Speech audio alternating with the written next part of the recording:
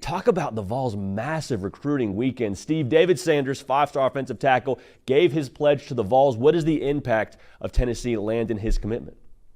Well, no program has been recruiting high school quarterbacks better than Josh Heupel and company over the last 4 recruiting cycles. Now you need guys to protect them. You look at this Tennessee class that ranks number 6 nationally. The 2 jewels are David Sanders Jr. and interior offensive lineman Douglas Utu. I envision both these young men being mainstays on the left side of Tennessee's offensive line for years to come. Tennessee has not had a top 10 recruiting class in the on-3 industry era dating back to 2017. So the Vols recruiting at an all-time high. I think it all goes back to the win over Alabama 2 years ago, showing where this program could potentially be. This is a recruiting class that could help Tennessee win more games like that more often. It's kind of wild. That season, JD, 2 years ago was the first time Tennessee won double-digit football games since T. Martin was under center. They want to do that annually and beyond. Recruiting wins like David Sanders Jr., flipping linebacker Jaden Harmon from Alabama. Those are the ways you get it done on Saturdays, ultimately. I was going to say, flipping 4-star linebacker Jaden Harmon from Alabama on Sunday, the Vols are like, whoa, okay, now we got some momentum. What went into that flip for Tennessee to get him from the Crimson Tide? Well, they were working quietly behind the scenes. We've talked on Whip Around before that linebacker is a position of emphasis for Tennessee as they put the finishing touches on this great recruiting class.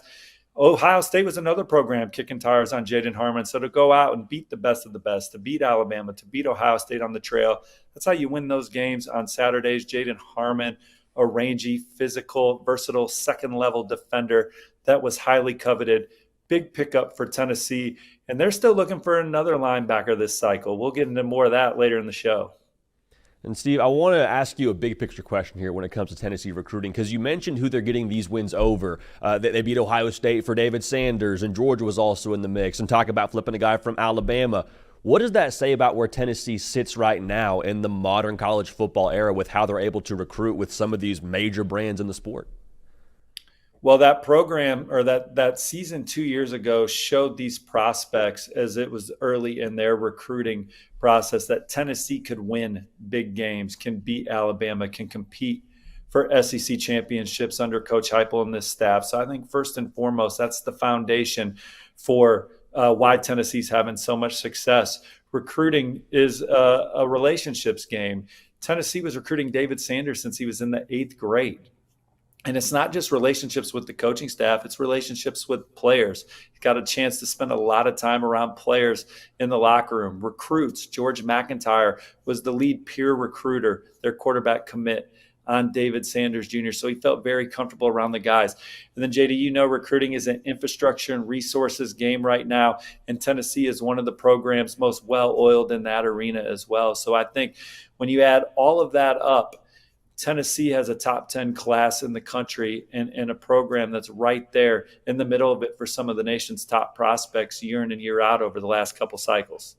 You mentioned George McIntyre. Even at the Elite Series here in Nashville, he was talking to us when we weren't sitting down with him during an interview, kind of off the air. He's like, yeah, I got to go talk to David, got to try and get in David's ear a little bit here during this event. Well, you mentioned the momentum. What's next for Tennessee on the recruiting trail? Who else do they maybe have their eye on?